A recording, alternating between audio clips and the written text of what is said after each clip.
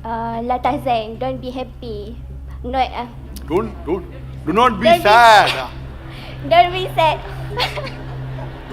I am wondering which verse of the Quran. I am trying to go back.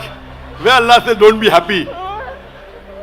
बिस्मिल्लाहिर्रहमानिर्रहीम। अस्सलाम वालेकुम नाज़रीन। क्यों अल्लाह कुरान में इंसानों को मुखातिब करते हुए कहता है कि खुश मत हो, उदास रहो? वो क्यों इंसानों को ऐसा करने की हिदायत करता है जबकि होना इसके बिल्कुल उलट चाहिए था? अल्लाह को तो इंसानों को कहना चाहिए था कि तुम लोग खुश रहो, फिक्र मत करो, मैं तुम्हें खुशी दूंगा। नाज़रीन, ये सवाल एडा नामी एक ईसाई लड़की ने डॉक्टर जाकिर नाइक से किया था, जिसको सुनते ही वहाँ मौजूद लोगों ने अपने सर पीट लिए कि ये लड़की आखिर क्या और क्यों कह रही है। खुद डॉक्टर जाकिर नाइक भी एकदम हैरान रह गए और अपने दिमाग के कंप्यूटर को खंगालने लगे कि आखिर ये कुरान में किस जगह लिखा है जो ये लड़की बता रही है। काफी सोचने के बाद भी उनके जहन में कोई ऐसी बात ना आई जिस पर स्टेज पर बैठे एक मुंतजिम ने उन्हें अंदाजे से बताया कि शायद ये लड़की कहना चाहती है उदास मत हो, और जुबान की तब्दीली की वजह से ये उदास को खुश बनाकर पेश कर रही है। ये सुनते ही डॉक्टर साहब की हंसी छूट गई और बोले, हाँ, मैं भी समझा कि पता नहीं किस जगह लिखा है ऐसा। मैं कुरान का हाफिज तो नहीं हूँ, जिस पर मुझे भी ये शक हो रहा था कि शायद कोई बात सियाक व सबाक से हटकर ना हो,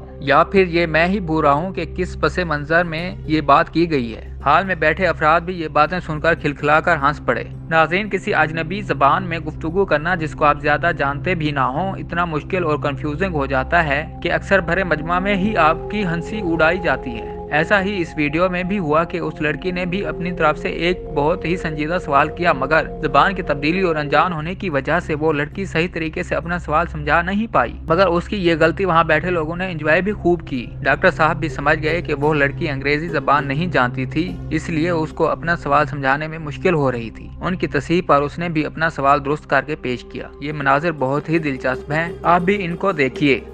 Do you understand? Sorry, I didn't. Allah said, Allah said to us, La tahzan, don't be happy. No, Do not be Don't be- sad. don't be sad. I am wondering which verse of the Quran. I am trying to go back. Where Allah says don't be happy. So I thought maybe, because I am not Hafiz al-Quran. Don't be sad. Oh, yeah. Yes, that's that. Okay. Allah said, don't be sad. Why Allah said, don't be sad? Why He doesn't say, be happy? अपनी तस्हीह होने के बाद उस लड़की ने फिर अपना सवाल दुरुस्त तरीके से पेश किया और सही तरीके से पूछना शुरू किया। कहा कि मेरा सवाल है कि अल्लाह ने क्यों कहा कि उदास मत रहो? क्यों अल्लाह ने ऐसा नहीं कहा कि खुश रहा करो? क्योंकि लोग खुश रहना चाहते हैं, वो परेशानियां नहीं चाहते। इसलिए अल्लाह ये भी कह सकता था कि खुश रहो, बजाय ये कहने के कि उदास मत हो। Allah said, don't be sad. Why Allah said, don't be sad? Why He doesn't say, be happy? नाजरीन, सही सवाल सुनने के बाद डॉक्टर जाकिर नाइक ने भी इस सवाल का जवाब देना शुरू किया। वो कहा, बहुत सी ऐसी आयात भी हैं जिनमें कहा गया है कि खुश रहो, मगर आपका सवाल है कि अल्लाह क्यों कहता है कि उदास मत हो? और ये बहुत ही अहम पॉइंट है। ऐसा इसलिए कहा गया है क्योंकि एक ईमान रखने वाला कभी भी उदास नहीं हो सकता। सच्चा ईमान रखने वाला इसलिए कभी उदास नहीं रह सकता क्योंकि उसको अल्लाह ताला की कदर का पता है। वो उस मंजिल पर यकीन रखता है जो अल्लाह ताला ने उसके लिए तय की है। ईमान के स्तूनों में से एक स्तून ये है कि अल्लाह ताला की बनाई तकदीर पर यकीन रखा जाए, और उसकी मिसाल ये है कि जब आप बिजनेस करते हैं और आपको मुनाफा हो तो आप खुश होते हैं। सच्चे ईमान वाला वो होता है जिसको कारोबार में नुकसान भी हो जाए तो भी वो अल्लाह ताला की रजा जानकर सब्र करता है और उस पर भी खुश होता है। A true believer can never be sad. Why? Because he believes in qadar of Allah. He believes in the destiny of Allah. One of the pillars of Iman is believing in the destiny, in the qadar of Allah. So when we believe in the qadar of Allah, so when you do business and you make a profit of 1 million ringgit, you're happy. Alhamdulillah. Don't be sad. When you make a loss, also don't be sad. It is the qadar of Allah. Doctor Zakir Naik ने उस लड़की को बताया कि अल्लाह ताला ने हर इंसान का रिस्क उसकी तख्लीक से 50,000 साल पहले ही लिख दिया था। अक्सर हम सोचते हैं कि अगर हम रिश्वत दे दें तो शायद हमें ये ऑर्डर या डील मिल जाए और हम बिजनेस में मुनाफा कमा लें। वो बेवकूफ़ हैं, उनको तकदीर पर भरोसा ही नहीं। जो उनके रिस्क में लिख दिया गया है वो उनको मिलना ही है, कोई रोक नहीं सकता। आप एक पैसा कम या ज्यादा नहीं ले सकते, जितना लिखा गया है उतना ही मिलेगा। अल्लाह ताला कहता है कि रिश्वत मत दो तो मत दो, और इंसान सोचते हैं कि रिश्वत देकर वो बहुत ज्यादा मुनाफा कमा लेंगे। ऐसा करने वाले और सोचने वाले बेवकूफ हैं। इसीलिए अल्लाह ताला कहता है कि उदास मत हो, कुछ भी हो आपको कुरान पाक की आयत के मुताबिक सब्र करना चाहिए, हदीस से रहनुमाई लेनी चाहिए। اس کے بعد جو کچھ بھی ہو وہ اللہ تعالیٰ پر چھوڑ کر خوش رہو. Many times we think that, okay, maybe if we bribe, maybe we'll get the deal and we'll make profit in the business. They are fools. What is in the qadar?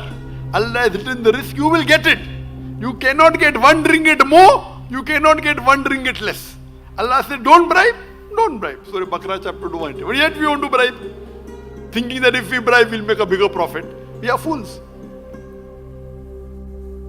So Allah says, don't be sad. That means whatever happens, you have to strive according to the verse of the Quran, according to the Sahih Hadith, follow the commandments of Allah. Then after that, what happens? Be happy.